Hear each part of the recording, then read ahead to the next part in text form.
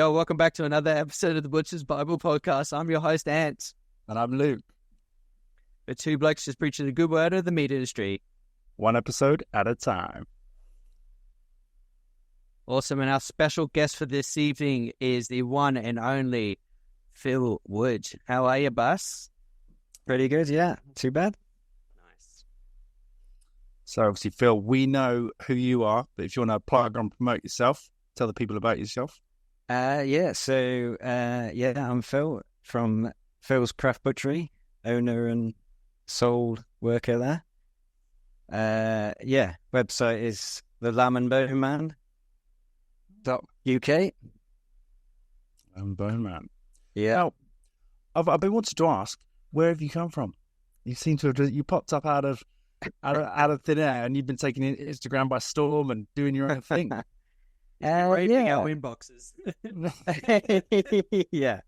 I mean, I've been plugging away on there for a few years, but yeah, I suppose once I open my own shop, you have to just keep going at it, and then, yeah, I don't know, sometimes it happens, sometimes it doesn't. Yeah, that's it. Being consistent in those feeds is always like priority one over the shop, isn't it? Because you got to be present online. Yeah. That's where everything is. And then this is like, you got to be present at the shop. And it's like, Yeah. Anytime you got 5 minutes, you just like, I better do a post or something. Yeah. Keep firing them out. Yeah. Sorry, Luke, what were you going to say? I was going to say, whereabouts are you based? I don't actually know. So I'm in Worcestershire. So I'm just outside Worcestershire. Yeah. That's it. Dave Corbett territory. Oh, yeah. No, yeah. Big love to the DC man. Yeah. I love that bloke. Yeah. So, yeah, I'm just outside Evesham in a little village called Blackminster. But it's there's loads of villages all around, so it's not like sparsely populated. And the shop's on like a business retail park sort of thing. There's about 35 shops there. So, Nice. Is there a Do you get much butcher's? Yeah. Hey? Is there a butcher's in like the 35, or are you the only one? I'm the only one, yeah, definitely, yeah. There's one just up the road in the next village. But yeah, I don't think they were too happy about me opening up. But Well, how far is the next village? it's like literally 2-minute drive to the next butcher's. Oh, okay. Fuck 'em anyway. Yeah, I was going to say, if it's 5 miles, be like 2 miles or whatever, or like, yeah. fuck them either way. Yeah, but all the other shops I know really, or like I've worked there, so everyone else is sound really. So, well, apart from the place I used to work, but yeah. Fuck that. Yeah.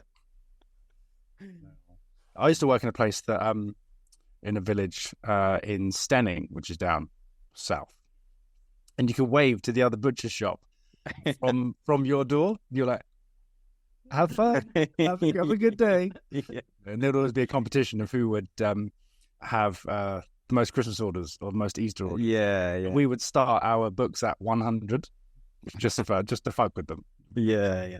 First 2 days, you're on 102 already. That's good. A bit of friendly competition always goes a long way. Yeah, well, it's good. Yeah, good competition. Like, if someone opened up next door to me, you just got to be better, haven't you? Yeah. What kind of like style is it that you've gone for with yours? Because you got a really cool, unique name.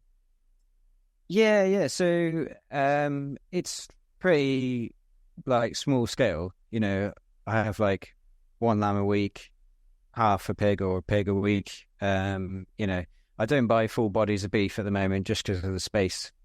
The size of my fridge and everything. But yeah, I try and, do stuff that other, cuts that other people don't do around here. So, people come in and they're like, oh, can't get ox cheeks anywhere. And I try and sort of have stuff like that. And then you get a lot of people come for those sort of things and then they buy other stuff. And yeah, it's not like stack it high, watch it fly sort of thing. But yeah, it's just building slowly. Sometimes The slow organic stuff is the best, I think. Yeah. It's a bit about 5.5 months now. No, you got such a long way to go. Yeah.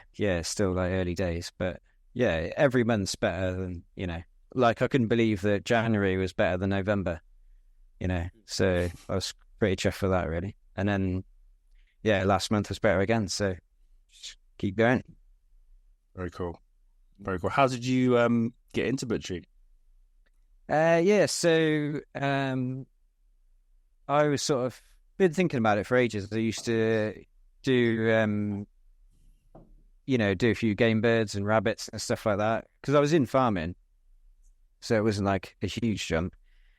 And then, I just wanted to earn a bit more money. I thought, well, if I train to do something else, it gives you another thing, another string to your bow. Sure. And my brother-in-law at the time, his best mate had a shop, and he just happened to be sort of looking for somebody. I rang him up, and he's like, "Yeah, come down on Wednesday." I was pretty late into it. I was about 26 at the time, and went down on Wednesday, and then within a couple of weeks, I was doing 2 days, and then it was 3, and then it ended up. That's how it starts. Yeah, and it was like 5 days, and then 6.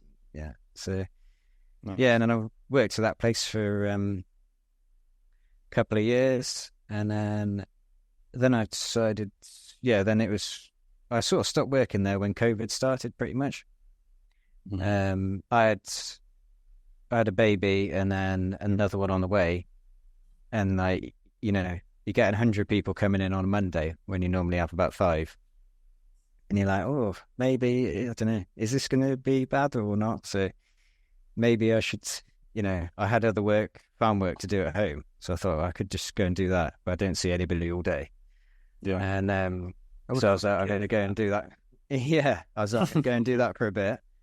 Instead of mincing fillets and rationing chicken breasts. So mincing fillets. Have you been mincing? Yeah. Yeah. You've been doing it for dogs? Yeah. We've talked about this. Yeah. This is and you go out to someone's car and they've just bought 3 sacks of potatoes off you, and then they've got 6 bags from Aldi, 2 bags from Tesco, and then 3 other sacks of potatoes from the farm shop down the road as well. And you're like, maybe I should go home with my baby and another one on the way. So I had planned to go back. I was like, I'll come back a bit when it's calmed down, and then obviously it never did for a bit.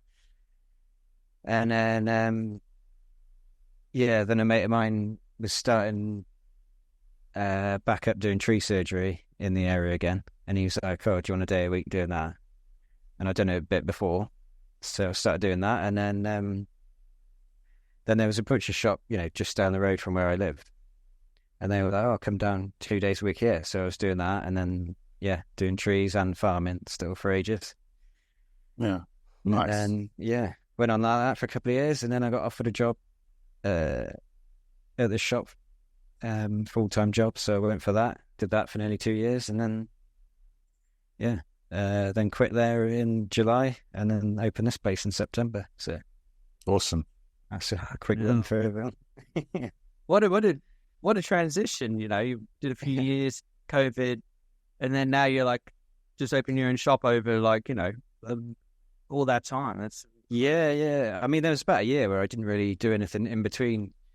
So it's been like 6 years I've been butchering, but there was nearly a year where I didn't do anything. And then there was another year where I was just doing part-time. So it just went so quick from being like an apprentice. And then, now I've got my own shop. It's just there. Yeah. It's pretty cool though. I think, what was the sort of the catalyst for you to go, I'm going to open my own shop? Was there like a one thing, or is it like a group of things, or? Well, there was just big balls. Yeah. There's a lot going on at the shop, and I wasn't going to ever earn any more money than what I was on there. I'd ask for more. And you think opening your own shop, you're going to earn more money? Well, I know, that's stupid. Idiot, but maybe in 10 years,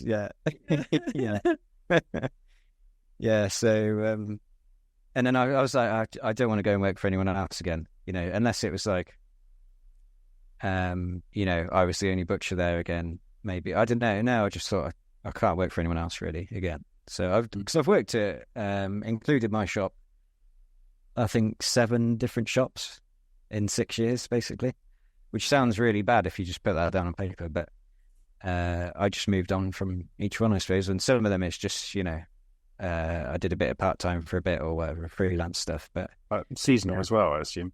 Could be. Yeah, I guess, yeah.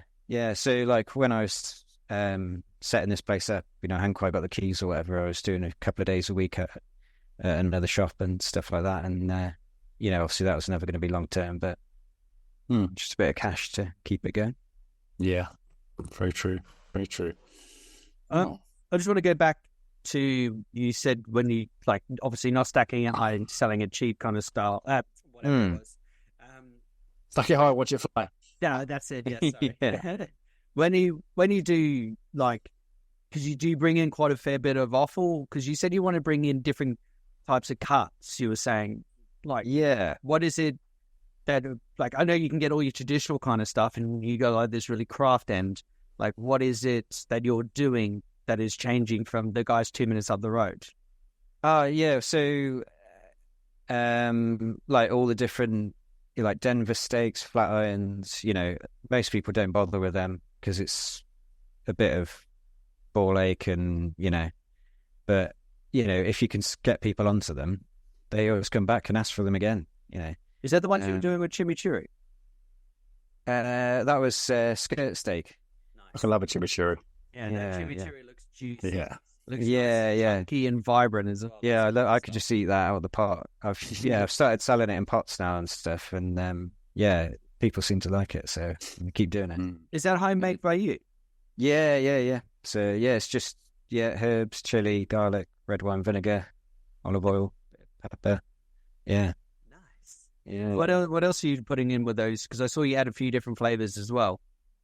So I was doing a peri-peri. Last couple of weeks I've done jerk chicken, and these are all like, I've made the marinade myself. Looked up a few recipes and stuff. And then do like a minted lamb one as well, because you can just buy all these marinades from wherever, and then you look at all the shit in them, and there's I don't know, I just like to know what's in them and stuff, and homemade's always better. Always better. It's like loads more work because you've got to chop all the stuff up, and I just bought a new blender because the other one was too small to keep up with it, and but I'm coping with it at the moment. So then, because I know exactly when Luke and I have covered this multiple times as well, especially talking to other guests and other bits and pieces, but like just eliminating those salts and all the chemicals and like all the binding agents and all the oils and everything, and putting it back into the power of the people to basically, this is a pure product. This stuff's not going to last months on the shelf because it's not processed. But but it's going to last long enough. Yeah, but then you've also, because you're giving a person an honest product to go with an honest quality meat as well. Yeah. That's the route that you want to try and go down. Yeah, and it's like, especially when you're the only person behind the counter and they're asking you what's in it, and if you've got to like look at the packet of something and show them, and it's like whatever, and they're like, oh, that's they don't people don't expect it, but when you actually show them stuff like that, they can't believe what's in it. But I can just say, look, I've made it myself. It's got 5 ingredients. It's just easy. And something I try to do is like really keep down on the allergens, because anytime you put any allergen in something, you're just losing customers, really. And it's just getting more and more of a thing, isn't it? I get quite a few people come in and they can't have garlic, but I put garlic in everything. But one day it will be on the allergens list. It really is. Yeah, it really is. Like, I've known maybe 2 or 3 people who are allergic to garlic. And I know someone who's allergic to, funny enough, human semen. Oh, brilliant. Yeah. How did they find that out? It was my end, so I'm sorry. Okay. I might be, but yeah. No gay. Well, I think try and with a beard like that, absolutely. We'll do that after, yeah. Yeah, that's for the Patreon. Yeah. Only that. Subscribe and follow. And I think being as sort of getting the best quality ingredients people appreciate 100%. Yeah. That's what will set you apart with your quality product, and then whatever you put on top of it is going to be worlds apart from other people most of the time, because everyone most people sell the same stuff. That's it, exactly. I worked in several shops as well, and you know, they've all got a different spot. Some sort of like your smaller high street old school things. A lot of them are sort of larger, sparkly sort of butcheries and farm shop. They still buy the same ingredients in. They still buy the same wholesalers, but it's just, one's a bit more sparkly. Yeah. Is it? Yeah. Like I've started working in this shop on Mondays and Tuesdays. It's about half an hour away from here, so it's not like competition or anything. And they wanted me to go up there and sort of maybe just do a day a week and like, try and put a bit more energy into it, sort of thing. Because I had two guys there, and then I agreed to go up. And then the week before, just after I'd agreed to go up there, the one guy quit. And then I went on Tuesday and did a day with the old guy that was there. And then after I left, I got a phone call to say he'd walked out. So yeah, they just got left with me on Monday and Tuesday. But like, when you start a new job, normally you get somebody to show you, where everything is and all this sort of, their recipes and stuff. I'm still looking through the cupboards every time I go there, looking for like burger papers and stuff like that. And, they, like you say, it's just the same marinades and like sprinkles shit and whatever there that everyone else has.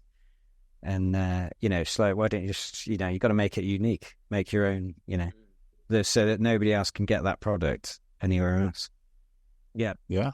And it helps display it as well. Like and also gets you fired up. Like you were saying previously, like, there's 5 ingredients in this and it took me all morning to chop this and that. And I got the garlic and blah, blah, blah. And then it gets people fired up again, just to like invest into people again in butchery, and this is a hard bit about getting people fired up to get cooking in the kitchen.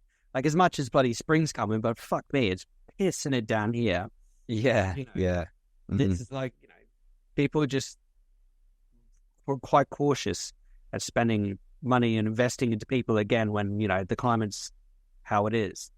Yeah, you've really got to get them excited to to buy something. But yeah, so I just keep having to do I try and do something new every week, a new product. I usually do a new sausage, at least one every week. And then, you just keep trying them, and then people come back and ask for one you did 3 weeks ago, and you're like, oh, that one's obviously pretty good then. Let me just go through the Instagram.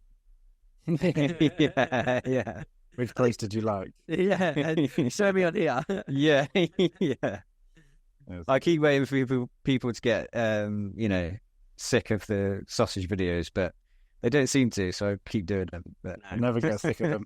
No matter who it is, I'm like, oh yeah. Yeah, look at them, like, go baby, get it. Yeah, I just love watching different styles of people of how they even just like hold the nozzle when they're working. Yeah. Let alone the linking. There's so many different styles. Oh yeah, I mean mine's changed to like how I started, and and then I keep meaning to try like Ant's way of like doing it and stuff. But yeah, mine's the reverse of a right-handed person, if that makes sense. Right. I was left-handed, and everyone who got taught by my apprenticeship, they're all right-handed. It all had to be right-handed. So I learned to do it reverse. It's really hard to explain because left hand is the dominant hand, so I had to reverse and link. So I'm still doing it your way, but just reversing it. Like it's really, right. Yeah. Anyone who's Southpaw and butchery, it just looks mental. Yeah. Everyone's like, what the fuck is going on? I've said this before, but I learned from a lefty, but I worked directly across him from the block. So that was like brilliant. Yeah, that's perfect then, isn't it? Yeah. It's like a mirror, yeah. And shout out David if you're listening. Probably isn't, Probably asleep, man. It's fucking 9:30. He's probably raving it up, I bet. What, on a Friday? I guess it is a Friday, yeah. Friday. These episodes come out on Friday. They do indeed. Friday. Indeed. So, just to go back for a second about your shop, Phil, because you said you were in the farming game as well, and you did that for a while.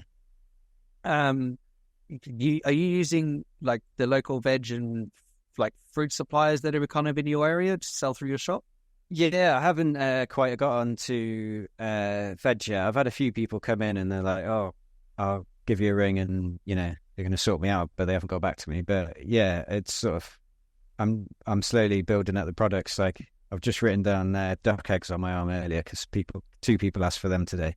Yeah, just to like remind yourself to like order some. It might be a bit too cold because duck eggs they're really potential. Well, yeah. But yeah, I'm getting I work with this farm shop just up the road, and they have a few animals, and they sort of bring them down to me, and I'd half a pig off them this week, and then I sort of cut half up for them as well for their shop, and pack it and label it and stuff like that, and and then they have a few lambs now and again, but yeah, I mean my dad's got he's still farming, he's got sheep, but it's just the logistics of like if I only need one lamb, we talked about it before. Yeah, I can get two and, hang on for the next week or whatever, but it still doesn't, he's not making any more money. I'm going to get charged the same. Otherwise, I'm shortchanging him. So it's just how it works, really. Like around here, the good abattoir is just closed down. And then there's a shit one that's still going. It's still got, how does that happen? That's similar around us as well. Yeah, small family-run one. It just went tits up, and people were using it. They went to a bigger shit one, and then they wonder why the smaller, more bespoke one went under, and they're like, well, "What happened?" I literally today. So that, like I say about that farm shop, they had, I think 3 pigs done, or no, 2. And I bought half, and then they rang up a couple of days ago, and they were like, they got the other the half they were going to have for their shop,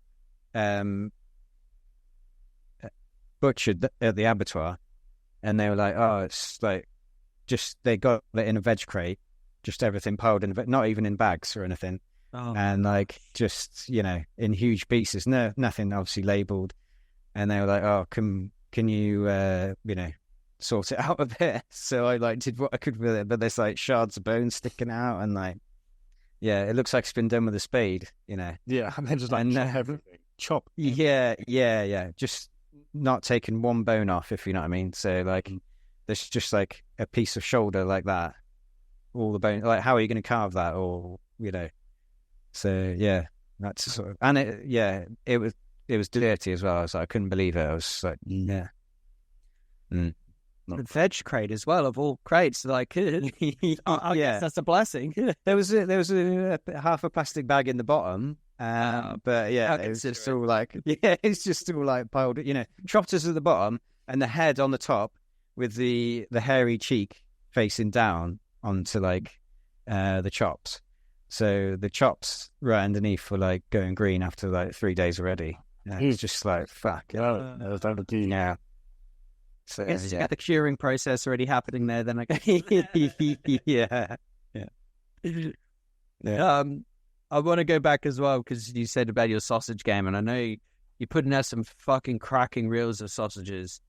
What would be your favorite so far that you've made? Because you've done some incredible flavors before. I think the beef, tomato, basil, and mozzarella, that's been going down well. I like that one. I like the Merguez one. I've been doing that for a couple of years. I used to do that at the other shop where I worked, and that people love that one. Do you toast your spices when you do that beforehand, or? No, I don't toast them, but I do. Yeah, I literally mix them all up. I use whole fennel seeds and bash them up and stuff, and toast them next time. I found because I made those, and also if you pre-cook the tomatoes as well. Okay, yeah. Let them completely cool down. Hit them with a dash of sugar, I found. Yeah. and then add that in. Like it elevates it just elevates it. And it's really Just good. get some sun-drieds. Why not? Can you not Yeah, get some I've done that before, but yeah, that gets expensive. What is this? That's What? One team, one dream, man. You can get some dried. You can get a big bag from like a Whole Foods supplier. Ah, yeah. I think it's like 3-4 kilos, and they're all dried and gnarly. You just chuck them in some water, and again, like Ant says, it just elevates them to the next level. That's mine. Like that's the McGuizz's I make, and I'm pre-toasting and cooking things beforehand. Oh yeah, definitely. It really does help. But you got to get that balance right as well, because if you the sugar, like the tomato, you got to hit it with some sugar as well, just to balance out that tanginess. Yeah, I supply a little bit of meat to this Sri Lankan food truck. Ooh, yeah. And I said to the guy, I was like, can you give me like a Sri Lankan sort of marinade or something, like traditional thing? And he's written me down this recipe, basically. I'll hopefully try it next week. It's loads of ingredients, like proper stuff though. But yeah, so I'm going to try that one next week. I reckon. Nice. Yeah. So yeah, it'll be spicy as fuck. I guarantee. Yeah. Blow your face off. Yeah.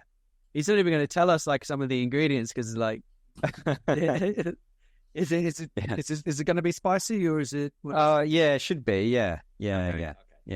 It's a need to know basis, and we don't need to. Yeah. You'll see it. You'll see it when it comes up. Yeah. We'll just be raped in the invoice. When I first made the jerk one the other week, and tell us about that, because that was really good.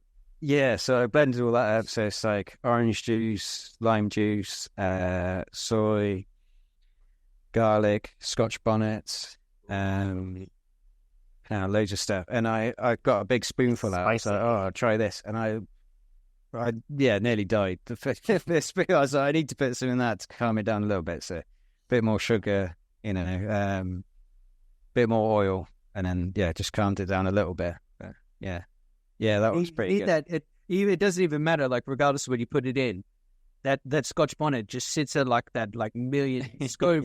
Like regardless of adding more sugar and whatever else, and it just mixes. And then after a day or three, it's just like, wow, you can taste it in your eyes when you're cooking it as well. It's so good.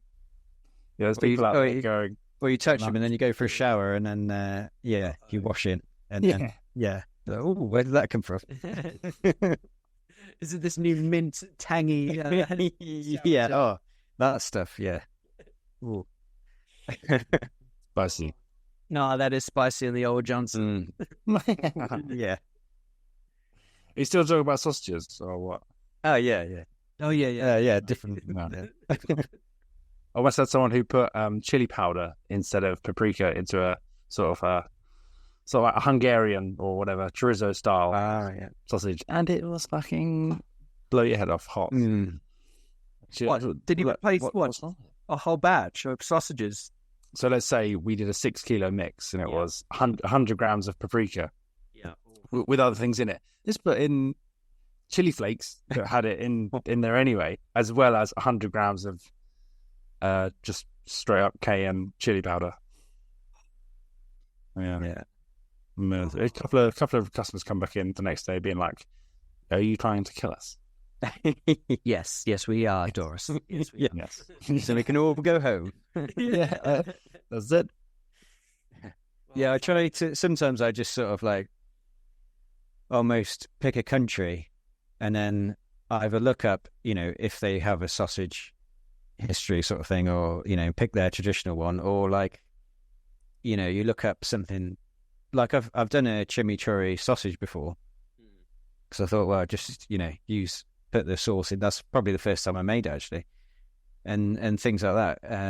Obviously in a lot of Asian countries they don't really have sausages, but like Johnny was saying the other night about Thai green sausage, and I've thought about doing that before and stuff, and things like that. It's just just like put your finger on the map and choose something. Yeah, and try and choose flavors that are synonymous with that country. Yeah, so, exactly. Or a dish that has an already current flavor profile, like Thai green.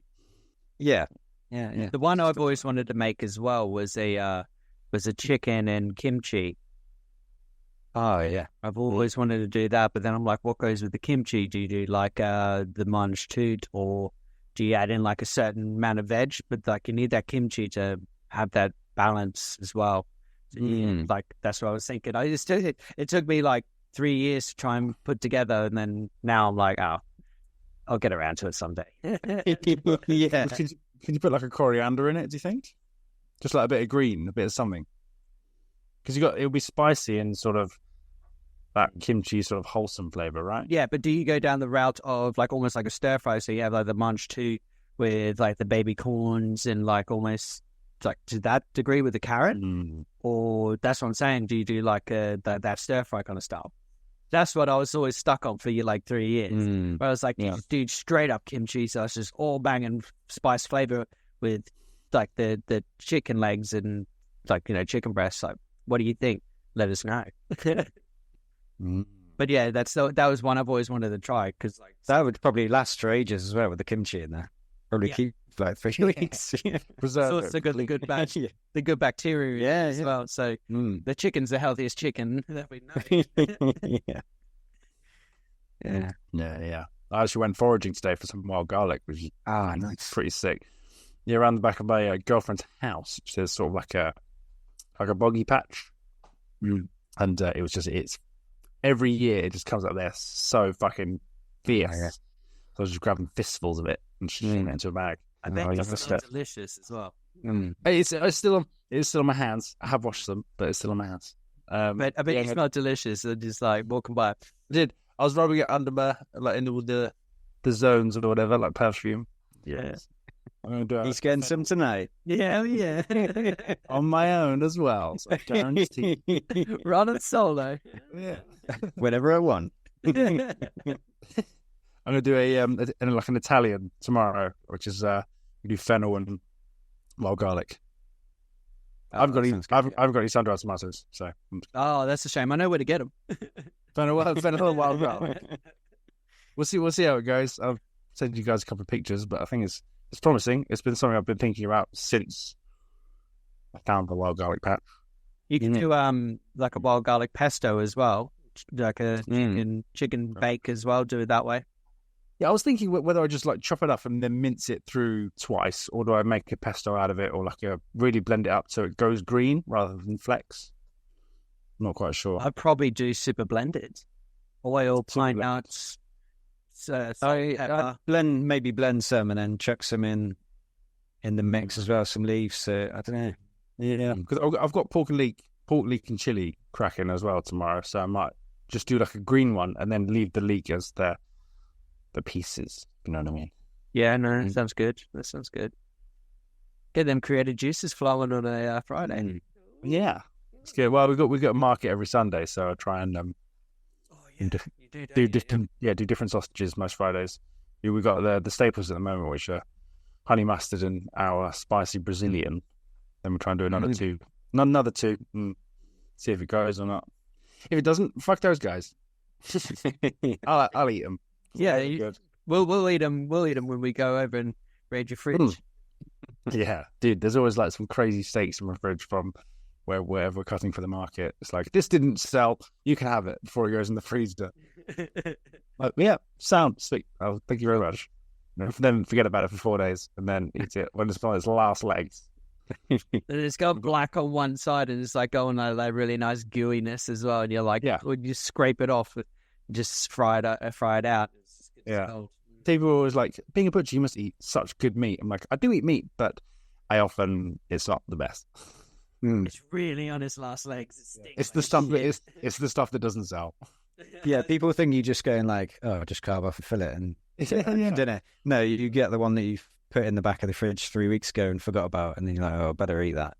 Yeah, but it still tastes amazing. It still tastes. Yeah. It's the best one as well. It's always the ones that always stink and look the worst. But people have been brainwashed into that supermarket, aren't they? So it has to be vibrant and red. Yeah. But like I changed a few stigmas around in my area about that. But some people I spend a lot of time explaining to people about, when they say it says in the supermarket 28 days aged, that just means it can be in the vat bag for 28 days. It doesn't mean it's hung for, it doesn't mean it's been hung for, more than 2 days or something, And but yes, education. That's like half the job, right? It's key. It's literally, that's the part of the sales pitch. If they're a first customer, you got to give them the spiel and hope it sticks. Yeah, and the same with bacon. When they, everybody moans about all the brine in the frying pan and stuff like that, and they just don't know because they've not been told about it. But if you have proper bacon, it's just it's a completely different thing. Hey, Anne. Yes, Luke. Spring's coming, and our friends over at Was Sauce's Hut are having an exclusive offer for all your cooking needs. When you use code BB15, that's BB15, and get 15% off all purchases. From gift cards to family and single pack sauces, they range from Luke's favourite apple bourbon sauce to Anne's mango, all the way through to their award-winning Crack and Fury rum-infused hot sauce. Woo! Yeah. Start stacking your shelves and get ready for summer, and most importantly, save yourself some money with the code BB15. Now, let's get back to the podcast. Yeah, so I've been making all my own bacon. I don't buy any in. I did a little bit at Christmas, but then people just said it wasn't as good. But it's so hard to keep up with, with it taking a few weeks to do it. People just don't understand. They're like, why haven't you got bacon? You're butchers. And I'm like, well, because I cured loads and then somebody bought all of it in one go. So now I haven't got any for 2 weeks. And you're like, I hate that. I hate stuff. Yeah. You're like, well, I need to just sell what I've got. So, but I've got a bit more of a supply coming. I've got loads of stuff curing at the moment, but yeah. But people, they have it once and then they're like, love it. So then they know you haven't got a massive supply. So then they come in and buy more, double what they normally would. And then everybody's buying double. Even if you get more supply of it, you just can't keep that. But it's good, Did you just use like a natural cure that you make yourself? Well, I do buy a cure mix in. I know both of you were saying about you doing nitrate free. I'd love to do that, actually. People have asked. What do you use then? Salt and sugar. Just salt and sugar. Yeah. If you go smoked one, you can get like smoked salts as well. That then you can blend that up yourself, like natural smoked stuff.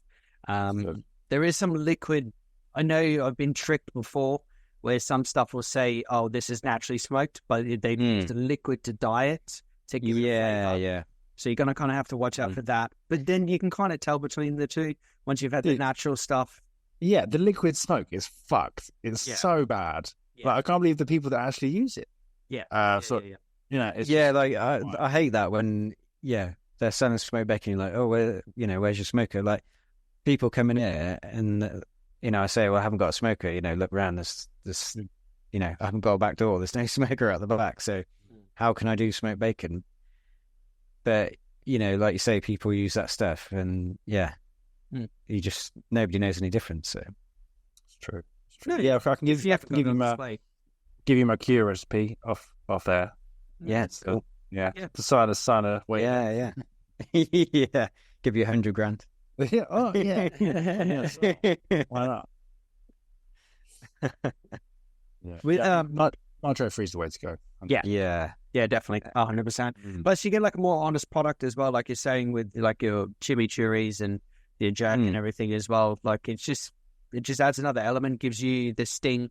Then the guys up the roads, and then it's actually more fun as well. Kind of breaks up the day and all your week really. Like today's bacon curing day and making sausages. Then tomorrow's going to be beef or lamb. Yeah, even like buying that packet cure, I always get the one that's got the least stuff in it. Things like that. But yeah, hopefully I move away from that now. Yeah, you just got to get a bulk supply now of just sugar and salt. You just need to now because you're in control of those nitrates as well.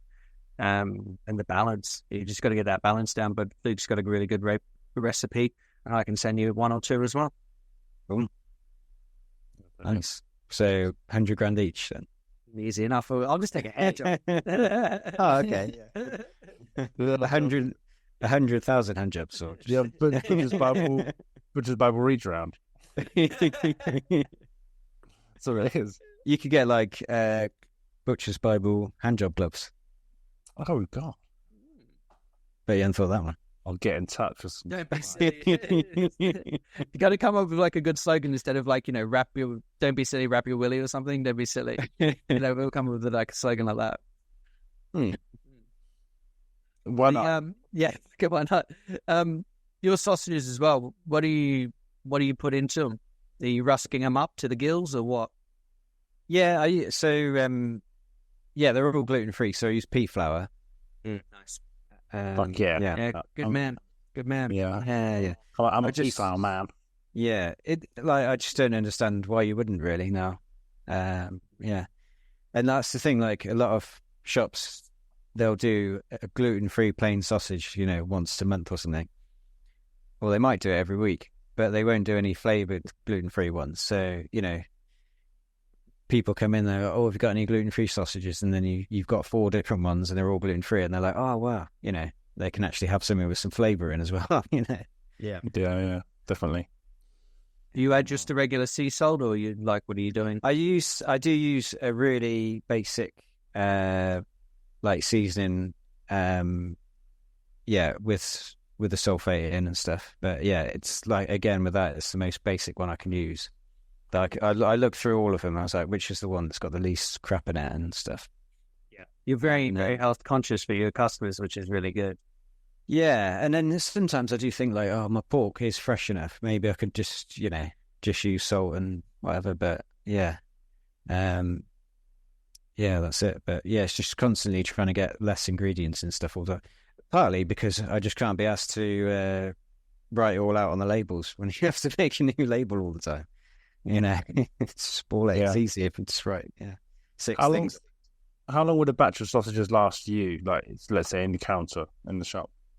Oh yeah, I mean, I usually a week. Yeah, I'll sell them for. But yeah, if I make some on Saturday, because I'm not back open till Wednesday, I'll vat pack them and get them out on Wednesday, and sell them for a couple of days. And then if there's some left, I'll put them in 6s and put them in the freezer. But yeah, I've been getting a spot on for the last few weeks. I think I had like 8 sausages left on Saturday. The week before, I had none left. I was like, yes, it's perfect. Yeah. The sweet when that happens. Yeah, and then you just get in on, I'll get back in on Wednesday morning and just make fresh everything. And then, it's great. Nice. I saw on Instagram you're expanding. You're expanding the shop.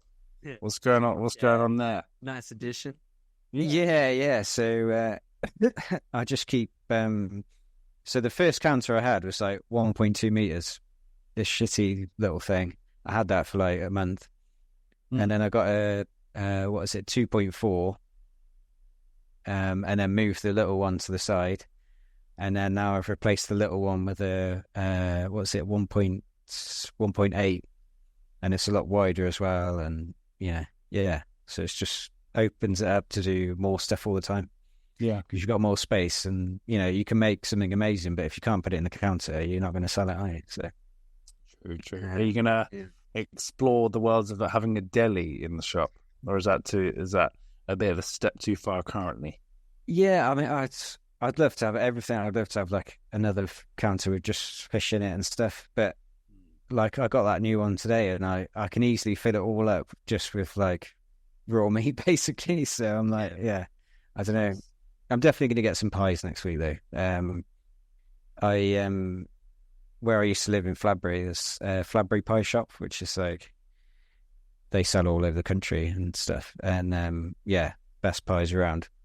Yeah, and I work there a bit as well and stuff. So I'm definitely going to get some of their pies in. I think ready to eat stuff gets people in through the door. Yeah. Especially if you're in that industrial kind of area with 35 other kind of slots. Yeah, it is a bit tricky because literally through the wall. There's a cafe, and then there's another one. Like just over the road, basically as well on the same site. So I have to be a bit careful. Is it part of your contract that you can't sell what they've got, or is it just it's not in the contract, but France basically, don't start World War III, basically. Yeah. Well, if it starts shaking your till, like fucking, why not? Yeah. You got That's yeah, and it's like, you've got to use up the stuff. Like the sausage meat you get left with at the bottom of the filler and stuff like that, or like we're saying, sausages left over. Normally, you make sausage rolls or whatever. So that's partly what I've been doing those. I started doing that pastry pinwheel the other week. I know loads of people have done them before. Yeah. Nice. That's, a sort of way of using it without doing it. It's not cooked, but it's like nearly there. So people have just got to bang it in the oven. And, Yeah. Have you had talks with supplying the cafe next door? Yeah. So the bigger one shut down a few weeks ago. They left, but a new guy's opening it up. He's actually messaged me earlier asking for a price on something. I can't remember what it was. But yeah, I went round there last night and met him for the first time. You bought his van. Yeah. Shook hands on that.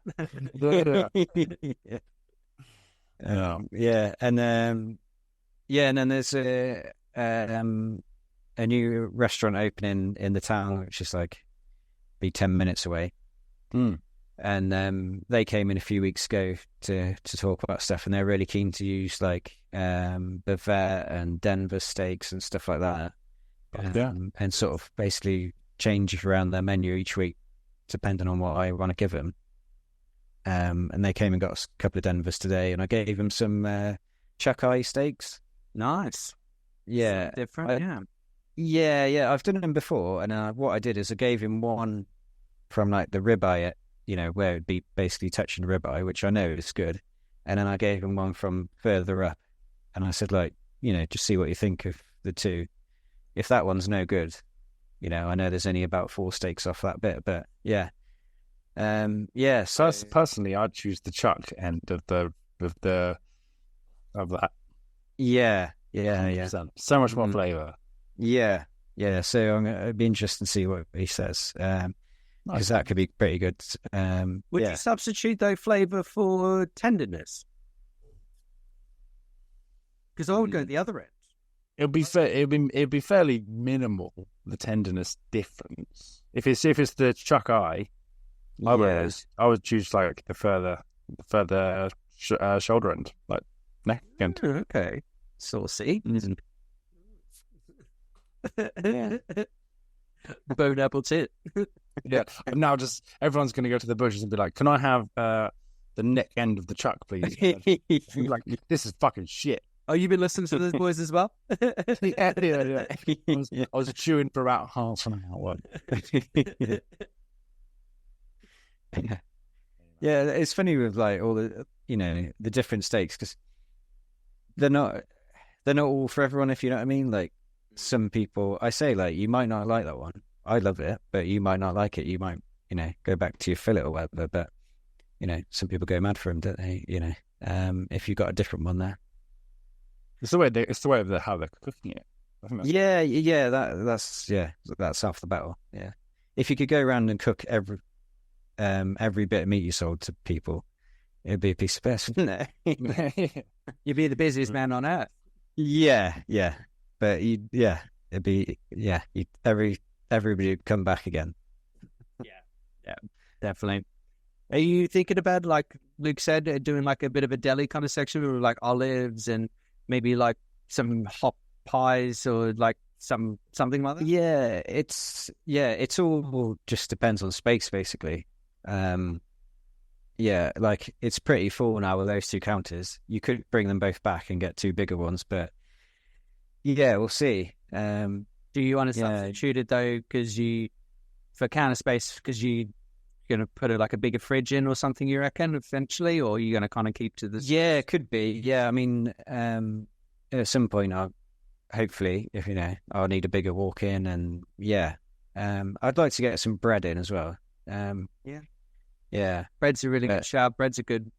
Yeah, I want to get like we were saying, proper stuff without loads of shit in it. I picked up some bread the other day, and it was like I couldn't believe the amount of ingredients in it. Yeah, Yeah, it's mad, isn't it? You want to eat right, and then people are offering you the cheap version of what you want. It's just full of crap. Yeah. Yeah, 'cause the good piece with, like, if you're looking for good bread, you usually look at like the European kind of style, like Polish and Romanian bread makers and everything like that, because they do like 60 to 100-year-old recipes or something. They're usually the best and the easiest to work with. Like where the English are like, they are like 1,000 recipes where there's only 4 ingredients to making bread, and it's it's TLC half the time. Yeah. I'd say go to your local artisan baker if you can and get some sourdoughs in. That's people pay £5, £6 a loaf for those, and they're fucking brilliant. Rather them than a Hovis most of the time. It's just I'd love it if there was a bakery on the site. brilliant. But there's just never really any empty units really. So we'll see. But there's not many other, like I said, there's the cafes, and then Where do they get their bread from? Because you might be able to supply them. well, yeah. I mean, I spoke to that other one the other day, and I said, "Oh, are you going to make your own bread?" And he wasn't sure yet, because I said, like, I could sell a bit of mine if it wasn't going to hamper your business, but Yeah, true. Yeah. That's not a bad shot, actually. That'd be pretty good. Even if, you just have it in there, you don't make much on it, but, adds products, doesn't it, to what you've got? Well, also to cut down the delivery cost as well. So if he got like 6 French sticks and whatever else, and then you got 4 French sticks, it all goes delivered like on a Wednesday because you'll be open, or like, no, you'd get it ready for the weekend. So you get it in on the Friday ready for the weekend. Yeah. And then you cut down the delivery cost as well. And then if you can't sell it through your shop, you sell it back to him at the cost price, and he can whip it out then. Yeah. And then use it for toast on making breakfast or whatever, yeah. Or if not, just be a fat cunt like the rest of us and eat the whole thing. Yeah. Nice. Yeah. No, that's good. Good. So, so you're on your own currently. Do you think there'll be scope for you to take someone else on in the future? Yeah. The last couple of weeks I've really been, thinking about it. The thing is, I'd rather look for like a person, not necessarily to fit one job, but like a person who would fit into the business. No. So like I don't, like a long really term. need. Yeah, potentially. I don't need a butcher right now, but if somebody wanted to come on and they said they wanted to do that, but they're happy to do like maybe a bit of delivering or other stuff as well, to make up the time, or there's a role if somebody wanted to do, maybe somebody wanted to do a bit of admin, but also would be happy like serving a little bit or maybe making burgers. It's sort of, I'm sort of looking for a person rather than somebody who can do one job necessarily. But yeah. No, I get you definitely. Well, so you're going to pay them, invest that time and money into showing them product and all this and that. Why not look for a long-term solution as well? Yeah. That's it. I mean, when I started, I was happy to do anything, but I was a bit older. I was 26 when I went to be an apprentice, so I'd already worked in loads of different things already, so I knew how to work. It was just so I got on with it. But like if you get somebody young, they might not have ever worked anywhere else before, and they don't know how to work. You have to show them how to use a mop and stuff like that. Yeah. Some people, Yeah. but But yeah, that is true. We laugh and say yeah, but that is literally true. You know, or like how to use a broom. You know. yeah. Yeah. You know, and a good, like even a simple garden hose as well. You know, like taking the tops off the garden hose. You know, Yeah. so I've had to, you know, because I have like in my fridge, I have like a massive hose that runs through, and then because it splinters from time to time, you got to take the actual hose piece off, and then the O-ring that comes with it. The fella who works for me, mate, he just doesn't even know how to fucking do that. It's like you'd lose your head, mate, if you didn't fucking be connected to your shoulders. Yeah. It's true. Yeah. Yeah. Yeah. So like, I'm sort of thinking about putting it out there, and then if somebody pops up, the right person, you know, I don't think I'll put like, I want this person for this job. I'll be like, does somebody want to come and work? These are the different roles you could do. You might just do one of them. You might want to do 2 or 3 of them, sort of thing. But yeah, we'll see. But I mean, it's Easter coming up, so maybe we'll see how that goes. And yeah, it's worth putting it out there. Yeah, yeah. And you have to think ahead to like next Christmas, don't you? Really? Oh, it does. Yeah, I know. But there's no point in thinking in 1st of December, oh shit, I need some staff, because you're just not going to get anybody useful by the time you get to the busy bit. So I can't believe he swore at us already, and it's only fucking. I know, yeah. Using the C word at me already. I was thinking about Christmas 3 weeks ago. I've only just recovered. I'm still having PTSD. I'm going to therapy for it. This year was actually the most like easiest and enjoyable Christmas I've ever done in a shop, really. Even though it was just me and it was all on me. I had, because That's why. Well, yeah, I had it all organised, fully in control. Yeah. And you know, there was 4 times more orders than I thought I'd get, but yeah, it was all organised. The last 2 days, it's just like standing around. Oh, so comes in, I can get your order, bring it out. You know, it was brilliant. Did you finish early on Christmas Eve? Yeah, I mean, I think I advertised us closing at like 1 o'clock or something, and I was probably out at 3-4, but yeah. Nice. Yeah. That's what I did every Christmas Eve, man. You always bloody work till 5:30, 6:30. And it's like, now I'm in my own shop. It's like 12 o'clock rolls around, the doors are shut, fuck you. Yeah. Especially, I think it was on Sunday this year as well. So like, I wouldn't normally be open. And you know, you don't want to be making sausages on Christmas Eve or anything like that. So it's just like, sell what you got, let them get the orders up. Yeah, you know. Yeah, you got it. Yeah. You got it right. Exactly. You always compensate as well. You always make a bit extra. Always tie a bit extra. And then if it doesn't sell on the 24th, freeze it, bring it out for January. And then everyone's on those diets, and you're just like, have you had this lean turkey before? It's on sale. Oh, I gambled and ordered. Somebody ordered another cockerel, so I was like, right, as they're coming down, bringing it to me, I said, oh, give us 2 more turkeys as well, because the day before, 4 people had asked for a turkey. Yeah, got them in. Obviously, nobody wanted them then, did they? So, yeah. Fuckers in the freezer. Got them out. Bring them out for Easter. Yeah. I couldn't wait that long. I was like, no, probably losing £1 a day on these in the freezer. So I got them out, and then, tried to sell the breasts. I made some turkey burgers. Everybody before, like early January, oh, you're going to make turkey burgers? Yeah. Nobody wanted them then today. So, yeah. Straight into the freezer, slap a sales sign on them. Yeah. Wait till summertime. Yeah. My husband's on a diet in summer. Do you have any of those turkey burgers? Yeah. Luckily, my kids absolutely love the turkey burgers. So like, every weekend they were having like one of them each. So that was quite good. See, I don't understand still, and we've said this before on here, but depriving yourself of good meat seasonally makes absolutely 0 sense. You know, I'm a bit of a traditionalist from time to time. Like I'm a bit of a traditionalist. And yeah, whatever.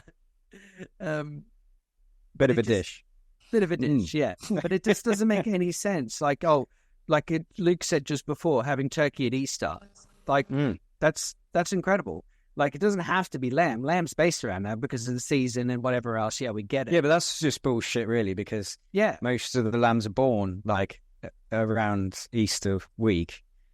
So people think they come by and they drive past the field and see lambs and they're like, oh, I fancy some lamb now. Well, yeah, they think they just plop out into it. Yeah. But actually, they're eating lambs that could have been born before Christmas or January. You know, they're still within the year, so they're still lambs. Yeah. So and usually, like some of the spring lambs, they've been fired the feed into them to get them big enough ready for Easter. When normally they might be 6 months old rather than 4. You know. Yeah, it's very true. Rather than 8 hours old. Yeah, that's the weirdest thing. I used to work on a farm, and it'd be like lambing season, or like we'd have a lambing festival, let's say, because we'd have the sheep barn was directly behind the shop, which was quite nice. And people would go out, see the newborn lambs come in and be like, "Yeah, come to them, chops. Yeah, can I have a leg of lamb, please?" Fucking hell. Yeah, the disconnect is unreal. Yeah. Like, but if you said, "Oh, okay," if you went outside and, "Oh, okay, I'll just grab that lamb, kill it, grab a leg off," they'd be like horrified. But that's what they think they're eating in a way. It's so weird, isn't it? It's that education, like you said at the beginning of the episode. Yeah, it's educating and like consistent. Most of the time I was in farming, I was working with sheep, and it's so weird how people, the whole Easter lamb thing is just it's weird. Can you tell us a bit more about your farming? Yeah, so I was born on a farm, and then got into it. Sort of when I was at school, I suppose. I went to agricultural college. Wow. And then, did that. And then I was self-employed for years. A lot of the time working for the old man. And then I worked on loads of different farms all around the place. Well, around this area. Done all sorts of arable, beef, sheep, organic. Yeah, bit of everything, really. So do you follow what's been happening on the news as well with like the farmers and the protesting and everything as well? Yeah, a bit. I mean, since I've opened the shop, I've been a bit behind on the news, to be honest. But yeah, I have a bit. Yeah. I mean, it's crazy because like the subsidies. So a lot of farmers, when I was in it, basically your subsidy is like your salary for the year. So they might get 30 or 40 grand from the government, but that's probably because they're not really making any money doing what the other stuff they're doing. So it's like they're getting a salary, really. So yeah, it is mad. Yeah, it's quite funny as well because it's a lot of people like Jeremy Clarkson in the farm and everything that he's doing as well. And when he brought out the first season and he did his first year, and then he did the overall how much he made for the year. What was it, like a 30 quid or 30 pence or something? Yeah, he goes, "Oh, is that it for working 350 days of the year or something?" And he's like, "Yeah, this is it. This is farming." And he's like, "Sign me up for another season or whatever." It's crazy. Yeah, it's not. But the funny thing is, it's like all that time and effort, and then you give out to this massive community so that people can share the love and enjoy it and break bread with each other. But just for the government to fuck over these little people who are working those 365 days a year, because Christmas rolls around, they'll have Christmas, like all the kids will open the presents, they'll get the morning off, and then they'll go back to farming. Like it doesn't. Yeah. Oh no, yeah. I mean, that's why, like, when I changed into butchery, it wasn't a big thing to like work at Christmas and stuff, because you'd have to work Christmas Eve, get all the animals fed up enough. So maybe you didn't have to go Christmas Day, one of you go Boxing Day, and then one the day after. So, you might get 2 days off, but, they've got to be fed at least every other day or bedded down and stuff. So, yeah. But, yeah, I think everything just needs to become, like, it's obvious, but more localized, Yeah. because we're bringing it in from elsewhere, but it's all, it's all around us. And yeah. Well, it's impossible as well. Like Lakeland selling 2 kilo leg of lamb for 10 quid. What? And that's New Zealand. Yeah. It's like, fuck me. Like, you might as well go to Lakeland, buy all the frozen ones, defrost them, tie them up, and put them in your fucking fridge there, and be like, yeah. Oh, it's good. I saw that was on the butcher's page on Facebook.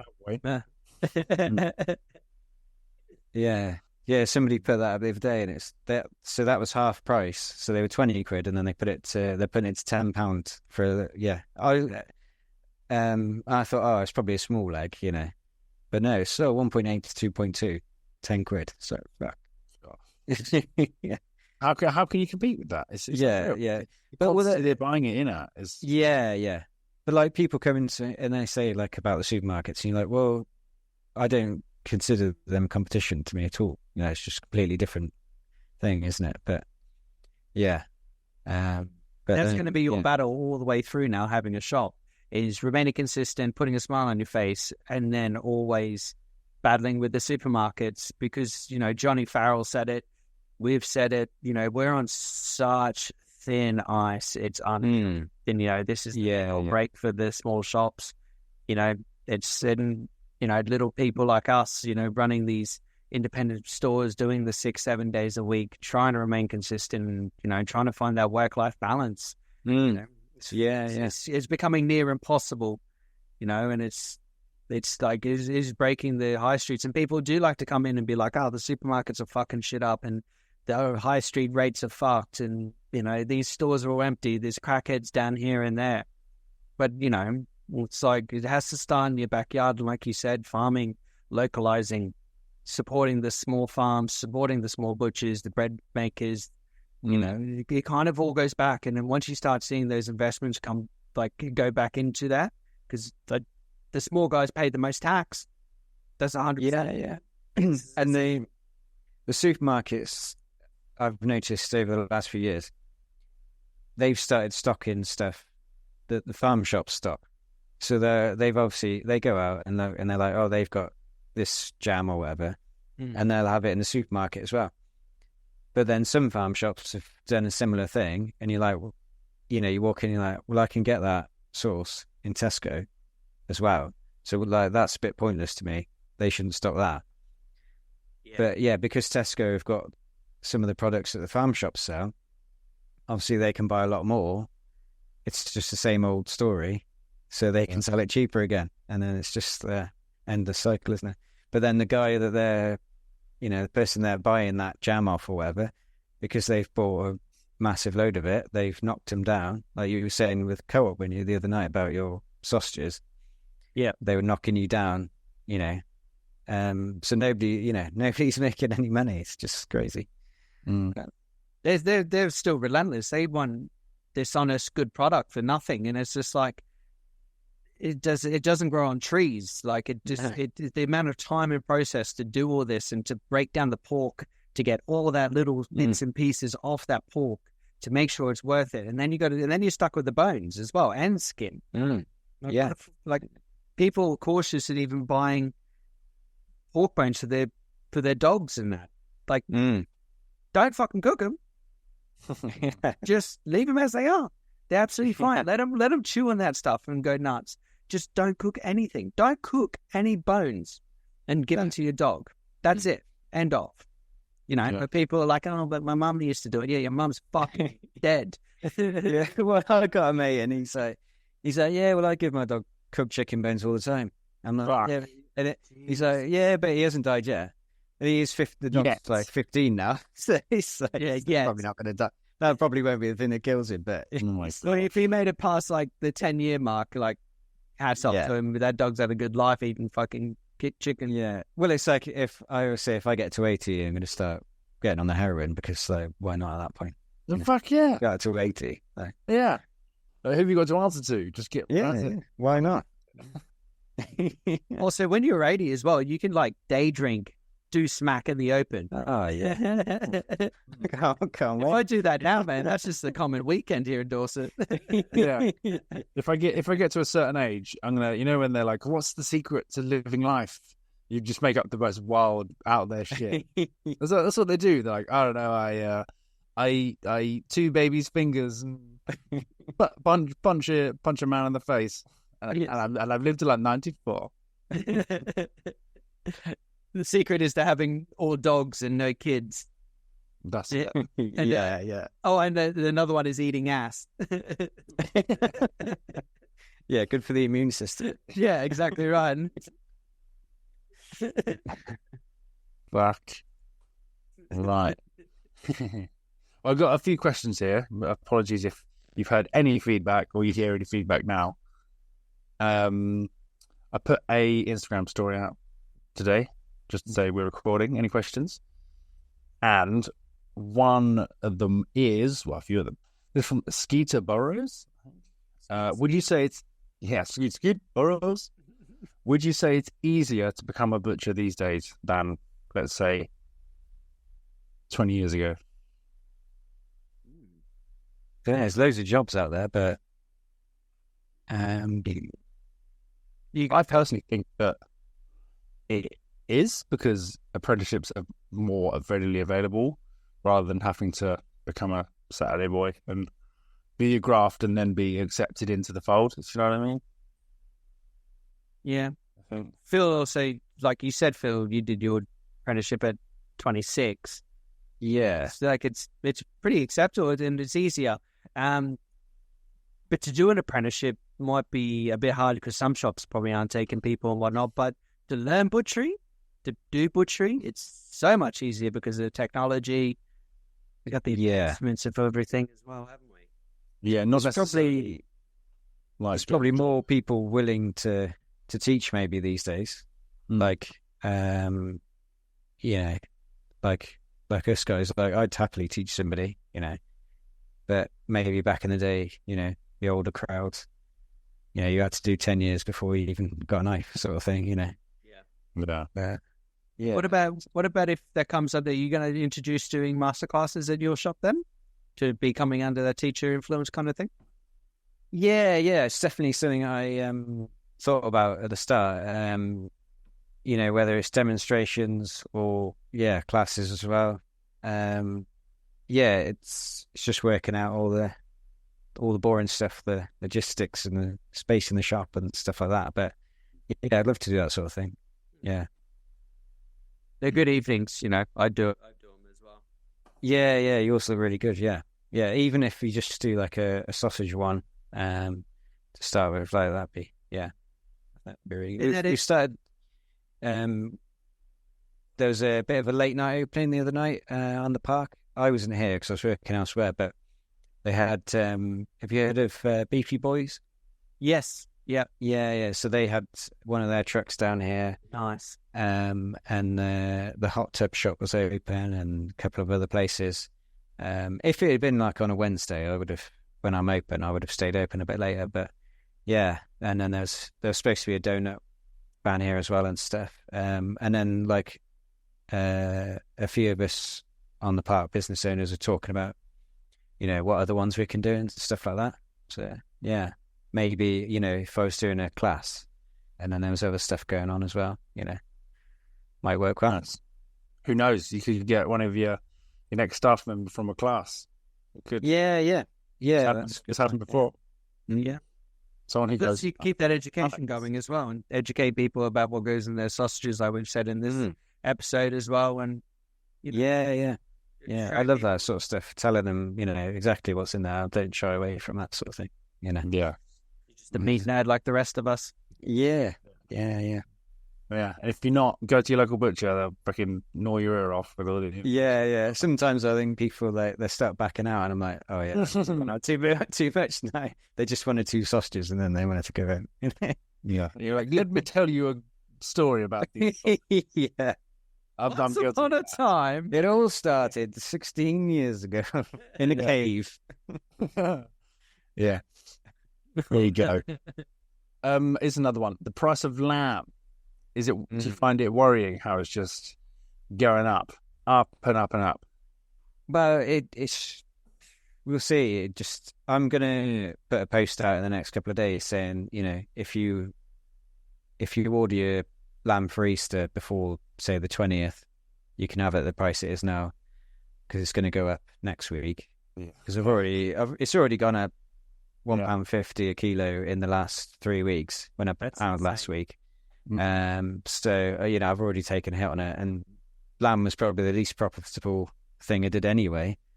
So it's like, you know, if somebody comes in and they want a bit of lamb and haven't got it, I'm almost not that worried, because I wasn't going to make much money on it anyway.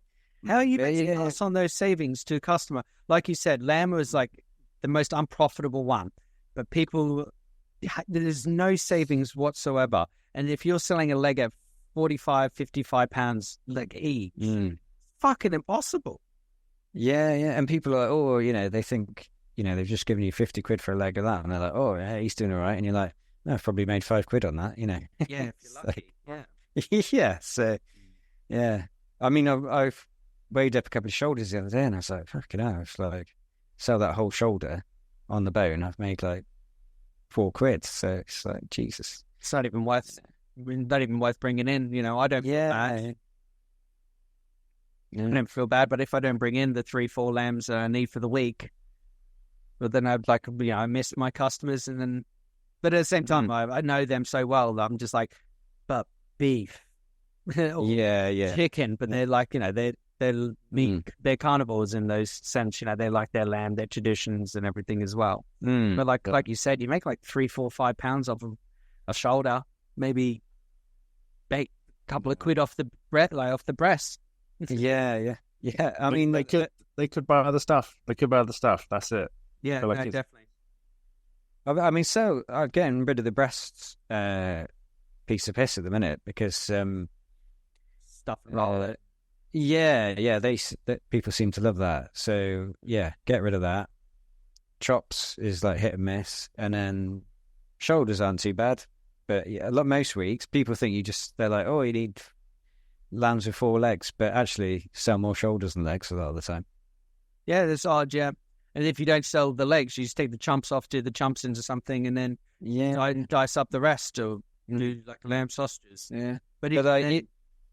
Yeah, you know, I spoke to my dad the other week, and you know, he's got sheep, so he's price is good at the minute. It's good for him, you know. So it's just swings and roundabouts in the system. You know, it's probably that's what they should be getting. It's just people need to realize how much they need to pay for stuff, don't they? That's it. The realization of what's actually coming for the future. Yeah, and what stuff's actually worth. Do you think the price of lamb is only going up because of the lack of workers needed for the industry? Or do you think for the upkeep and the grain and the grass and everything? Yeah, I mean, there's rent prices, feed prices, and then obviously at the moment, I think we're in Ramadan, and then obviously we've got Easter coming up, so it always goes up anyway a bit. Yeah. But that did never, like, even if it goes up by like £1.50, like you said, which is insane, those prices stay, and then they go up again until Christmas. Yeah, they do usually. Yeah, I mean, I can't remember what we were on this time last year, but for me, it was £6.80 this time last year. Yeah. So that's nearly £3-4 it's gone up. Yeah, it's just That's retail. That's wild. Yeah, and people would have been moaning that lamb's expensive back then. You know, it's... even if you were getting pounds at like lambs at £1 a kilo, people would be like, it's fucking expensive. It doesn't matter. Yeah. Like, doesn't matter what the price is. Doesn't matter what time of the period of life or where it was. Regardless, people always have to fucking moan. Especially the British. Yeah. Guaranteed. Yeah. Get rid of that. Yeah. But what do you think, Phil? Hey? Do you think it is from the lack of like people in the industry? I don't know. I mean, when, like I said, I went to college, and there was more and more people coming on every year to do it. So I don't know. I think there's enough people about. I don't know. It's the same with a lot of industries, isn't it? You know, whether there's, with staff, it's like chefs and stuff. But that's due to COVID as well. But we've got it down to science with the butchers. You know, there's like 50,000 surplus of us, you know, that is needed nationwide. to keep Yeah. sustainability and like butchery and everything. And then there's like slaughtermen, which fall under a different category of like 17,000. Like, and that's not even retail. Yeah, and you think, well, what are people doing? They must all just more IT jobs and stuff like that, isn't it? So Well, everyone's going into those sort of aren't there? Yeah, as you know. Too. Yeah. Yeah. Like and subscribe to my food, baby. Do you think it's the thing about Trust me, it's good. thing about of what people are willing to pay, they're going to pay, and it's just inflating the price over and over again. It'll get to a point, if nobody buys it, then we're not going to buy it for our shops. So the price will have to go down in a way. Somebody's going to get shafted along the way. The small middleman. Well, yeah. So yeah, we'll see. But if everybody brought, British stuff and didn't buy the £10 legs of lamb from Iceland that were frozen 6 months ago, then the price would almost come down because there'd be more people buying it. There'd be more money in the system. There'd be circulating in the system, and you can see the return. You can see the growth. You can see the economy kind of coming back and trying to get the stableness that it deserves. But it's like, but no one's willing to trust their country or trust their butchers or bakers in the first place. Yeah. We're back in this full circle where the recession is coming. As much as we haven't had a decent prime minister in the UK, like it's gone to the point where the British people now have to take this upon themselves and say, right, we've had enough of the people in power. You've done absolutely fuck all for us. It's time to put the power back to the people, and that starts by shopping small. And it this is me just saying it, but like for all the people who were caught up in the system and everything as well, it doesn't take much, but a bit of unity and like collaboration. If you took all your money out of the banks and left it under your mattress like our grandmas did, those people who were in power, like the prime ministers and all that, they will fucking lose more power to them because we've taken all their interest, taken all their money away from them. We do have the power. These people are meant to work for us, not us work for them. That's fucking true. And people like this just keep profiting off of this bullshit, and it's fucking hurting little young people like ourselves and our mum and dads and everything. It's a knock-on effect of bullshit. Yeah, true. That's just Very true. Everybody's going to be robbing your house, looking under your mattress tonight, though. So I'll be going for Licks. He's got more money than all of us. Yeah, because he hasn't got to shop. So he's actually making some money. Yeah, he's actually paying his off wage. Secret. Okay. Wow. That was a good one. That got us off. That was a good question. That was from Will Callahan 26. What's up, Will? What's up, mate? Here we go. There you go. Here's a question to you, legends. It says this is from Francis. You got a bit of Francis. Francis is a farmer. Long time friend of mine. He says, what is your biggest fuck up in butchery to date? I'll leave that to you guys. Well, all three of us are going to answer it, so you're not safe, young man. I'm not. Oh, I've done fucked up so many times. So I'm trying to think of one of the higher ones. Oh yeah, I had one. I was working at a shop and I was using like a packet seasoning, which was like 7.5% usage rate. Woo. And then I was like, I'll go to get this big tub of it. Thought it was like the same thing. Yeah. It didn't check the thing. And it was only like 2.5%. So I put 7.5 of that in, and then made like, I don't know, 30 kilos or something. And then I can't remember, how did I work it out? I must have tried it or something. No, I must have just realised. And then I tried one, and it was just fucking salty as fuck. So I was like, oh fuck. So I just said to like the owners, I was like, oh, I've fucked up a bit. They just take it with did they entertain it that you just made a mistake, or did they actually slaughter you? Well, somewhere in the middle. Yeah, didn't take it that well, but I just I got around. What can you do about it now? That's what it is. Yeah, I just had to like freeze small batches of them. Yeah.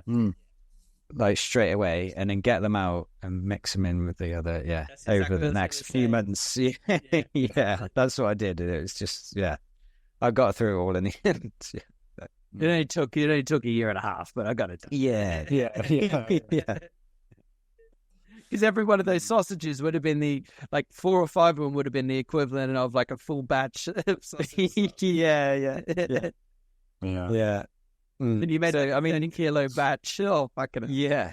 I mean, the only taste difference is probably the salt, but if you ate like 6 of them, you might have probably died. I don't know. It'd be severely dehydrated. Yeah.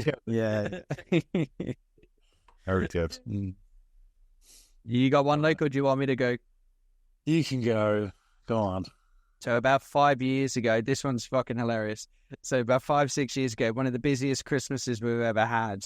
And this woman goes, "Oh, can you add on 10 kilos of the minced dog carcasses for me?" Which is just chicken bones, minced through, done. But Christmas time, you don't really have that much chicken, do you? So it's predominantly all turkey. So I thought, being clever, I'll just cleave up all the turkey into bits and pieces and then just shove them through. Same old, don't give a fuck. Doing dog bones and dog food is like the least of the worries on my list because, we had like 600-700 orders to get through.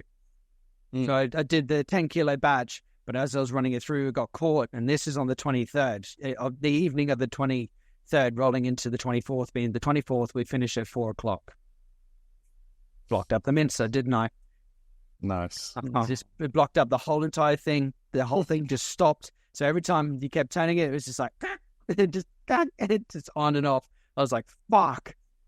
It took literally from that evening all the way through to the next morning to try and get the plate off, the front plate, try and twist it because it had built up so much. It just wasn't, it was just packing more and more. And it took me the whole morning. Like I'd got everything. I got it down on an angle. I got the steel in to try and get in between the wedge and trying to ride it open. But as soon as I got it off, I was like, oh, thank God I can go home now. It is 8:30 in the morning and we opened up the shop. We opened up the shop at 9. So I pulled that all out, gave it a clean. And then that was it. And plus also because the mincer, because it's a small plate, it was a 32 mil. All the bones and everything had gotten stuck in between. So you couldn't even use the mincer. So when people are like, oh, you got any beef mince? You're just like, you haven't even got a spare plate. Haven't even got a spare plate for it. But yeah, that's got to be my biggest fuck up as well. I got a slightly similar one to that. My boss put a hook, an S hook on the top of the mincer, and then I went to mince some stuff, just chucked the meat on, went through, and obviously the hook went into the auger, and then jammed out.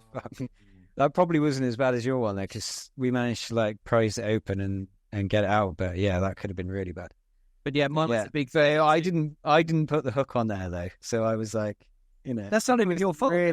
Wasn't really my fault, but So now after that was early days when I first started.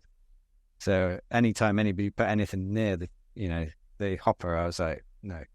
Yeah, super. To put stuff on there all the time though. When I think back now, I'm like, how crazy. But help. One of my stories is it's around Christmas time, and you're mad busy at Christmas. We managed to cut. We got all the beef in, cut, ready for Christmas orders. We were kind of like spot on with what we had, like bodies of beef wise. So we cut everything, which was good. Big clean down after Christmas, week of, sort of like the week between Christmas and New Year. Big clean down in the fridge. End of that week, we got a body of beef in. And I was like, cool. That'll set us up for first week, 2 weeks of January, which was good. I forgot to turn the fridge back on after cleaning And so went off for a happy new year, everybody. And came back in on the 2nd, 3rd of January with a humming body of beef in the fridge that hadn't been chilled down. So that was I got absolutely fucking nailed for that, mate. Disciplinary action and everything. Did you waste £1,000? Oh yeah, that's fucking shit. Did you think to like maybe try a little bit out of the middle, see if it was still edible? Or was it really that bad? Yeah. Well, nobody's ever going to do that experiment, are they? So no, that's very true. No, but I felt like completely fucking prize twat. It was the fucking worst. You know when you get the moments where you just want the world to swallow you up? It's just one of those. You walk in and you go, what the fuck is? And then you go, oh my fucking God. And there's no one that I could blame but myself, because yeah. It's like when people worry about turning their oven off. Like, we worry about, did we turn the fridge back on or we would turn the fridge off when cleaning it, because the condenser works so hard it would freeze up at the back of the motor, because we would just be chucking hot water down and just scrubbing away and do the whole clean down of that, the walls, rails, everything. Just forgot to turn it back on. And fucking I can spill them. Yeah, literally. And I wasn't necessarily in charge at this point, and I got absolutely nailed for it. You shouldn't be in charge. You just remember to turn the fucking fridge on, you idiot. I'll write that down next time. Turn fridge on after cleaning. Oh, fuck me. Don't. I've done it so many times and turned the fridge back on, but because it was it was that sort of like where you got a skeleton crew between Christmas and New Year. You're like, fuck it. Just fuck around and drink coffee and chat shit most of the time. Because Knock down Red Bulls like it's nothing. Yeah. And you're hanging throughout that whole week. So I just forgot. And fucking this guy. Can't believe we're talking Christmas again. Yeah. I think my biggest fuck up wasn't in butchery, wasn't meat related, but probably can't go there. You can. What is it? No. He got his own sausage out for the canner. That's it. Yeah. He'd have been at a Phil Supreme. Yeah, you pay by the hour, not by the kilo. No. And those, actually. Oh, yeah. Oh, yes. Right, I don't think that was a fuck up, really. Let's go on. You say it. No, you can tell. No, we're not going there. Okay. That'll be on the Patreon again. Yeah, Patreon, subscribe and like, guys. Yeah, it's going to be juicy. That's it for the questions that we got through. I think I'll save a couple for the next episode, which will be good. Yeah. There was some cracking ones in there. It was, yeah. It was nice, yeah. Send them through at Pictures Bible on Instagram. I can go for it. Good of you. For the next episode, we got a few voicemails as well that we're going to be playing. So we do, yeah. That'll be good. So they're going to be fun. I'm gonna send a few through for the next one. Oh yeah. Mm-hmm. Yeah, no, definitely, yeah. So send it through. Don't use it on the WhatsApp. On the Instagram, because you lose the quality. Send it through to the email, because you can save it on your phone and send it through to us on the email, and the quality comes out so much nicer, and you're not restricted to a minute. Okay. So when you're telling a story or you're telling us how fucked up something is, it goes for longer instead of like breaking up into minute segments, and then you kind of like lose your place. Yeah. Yeah, we got that fresh email. butchersbible@gmail.com. Yeah. Nice. Get amongst it. Send it in on there. That'd be good. Excuse me. All right. Nice. Good questions. Go on then, Ant. What have you got for us, my man? Got a few jokes, actually, which is awesome. Because you know how we've somehow, like, I started the Chuck Norris jokes, and then it's kind of like we got them sent to through the page and the memes and everything as well. So we got to send through a few good ones, actually. Go on. Chuck Norris made a Happy Meal cry. Nice. When Chuck Norris looks into the abyss looks the other way. Nice. Chuck Norris doesn't negotiate with terrorists. The terrorists negotiate with Chuck Norris. That's good. Aliens are real. They are just hiding from Chuck Norris. I knew it. That's awesome. Well, when Chuck Norris dies, are we still going to be able to do these jokes? He never dies. Oh. He doesn't die. When Chuck Norris dies, the world has a funeral. When the world dies, Chuck Norris goes to the funeral. Yeah. There you go. That's it. That's the one. Nice. Right, we're going to move over to the guest list questions. You ready, Phil? Okay, yeah. Awesome. So, number 1, top of the bucket list. Oh, fucking hell. That's a good question. I'd love to go to South America, I think. Yeah. But like, Nice. Anywhere specific? just all around, really. Argentina. Yeah. They're mean states, though, don't they? Yeah. Is that Remember, culture? Yeah, I mean, I was saying earlier when I went to New Zealand, and I was staying somewhere there. There's a load of Argentinians, and yeah, they just a stereotype, huge pieces of meat all the time, every day. Yeah. So I'd love to do that. Awesome. Yes. Nice. Question number 2, 3 people to invite to dinner, dead or alive, and why? I go for John Bonham. Nice. Very good. Yeah. Good. Yeah. I just think he'd have a few tales to tell. Yeah. And then similar to that, Steve McQueen. Oh, yeah. Yeah. Nice. That's a good one. I reckon maybe a bit more up to date one. Matt Christensen. Is that the butcher Matt? Yeah, I was going to say. Yes. Hang on, we're talking about. Yeah. So you can drink blood with the boy. Yeah. Mad Dog Matt. Yeah. Yeah. I was just thinking, is he talking about the actor or is he talking about Al Matt? I was like, I don't know his surname. Yeah. Another one. It gets confusing because there's Matt the Butcher now as well. Yes, there is. Yeah. Or the Butcher Matt, and then No, that's a good. Yeah. That would be a good. Yeah. I think we'd have a great time. Very cool. Nice. I think that's a great list. That's awesome. Or piss heads as well. Yeah. All right. So question 3, future or butchery? Where do you see it? Yeah, I do think it's coming back towards the smaller shops.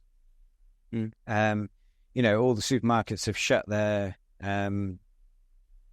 butcher's counters pretty much. I think Morrison still have a few, don't they? And maybe like Waitrose, but yeah, they've all sort of shut down. So I think the extremes are going to become more extreme, if you know what I mean.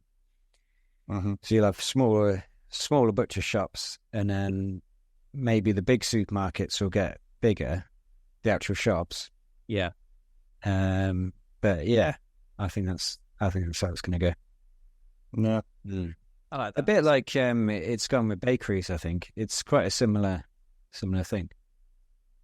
Yeah. Yep. You mean like you'll go to more artisan type things? Yeah. I think bakeries are almost, as their industry is maybe a couple of years ahead of where we are, if you know what I mean, on that trajectory. Yeah. Yeah.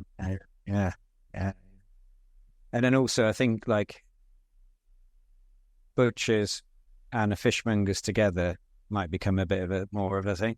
Like a hybrid edition inside. Yeah, maybe not exactly in the same shop, but next door, or there's just a door between, that sort of thing.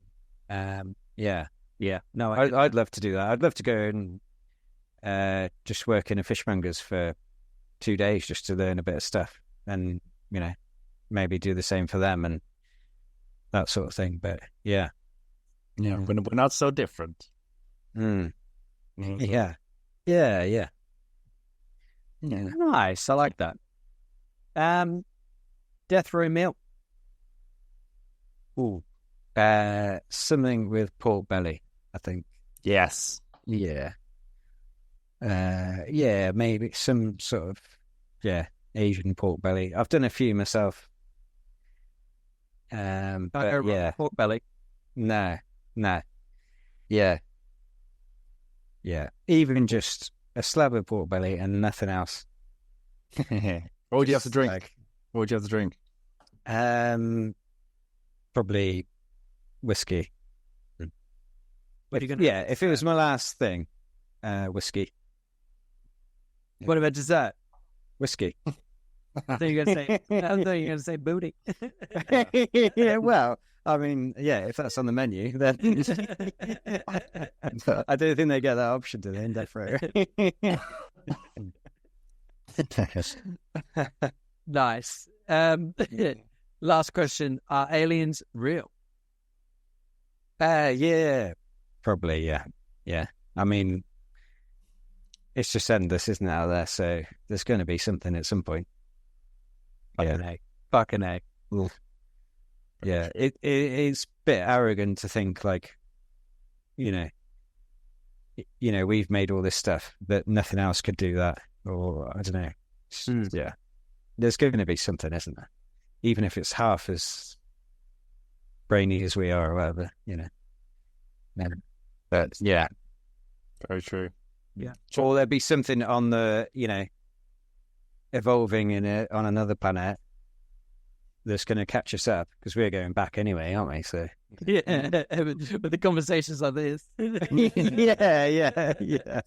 With this cunts, yeah. Meatheads. Yeah, meatheads. No. I've had such a great time. This has been fantastic. Me too. Yeah, thank you very much, Phil. Really appreciate it. No, it's been good. Yeah, loved it. Thank you. I haven't even drank half the bottle of whiskey yet. So. Sweet. Yeah. No too much yarning. Yeah, been yabbering too much. That's good, man. Awesome. Thank you so much. Yeah, cool. Excellent. Hope everyone enjoyed that episode. Cheers for coming, Phil. We'll see you guys all next week. See ya. Peace.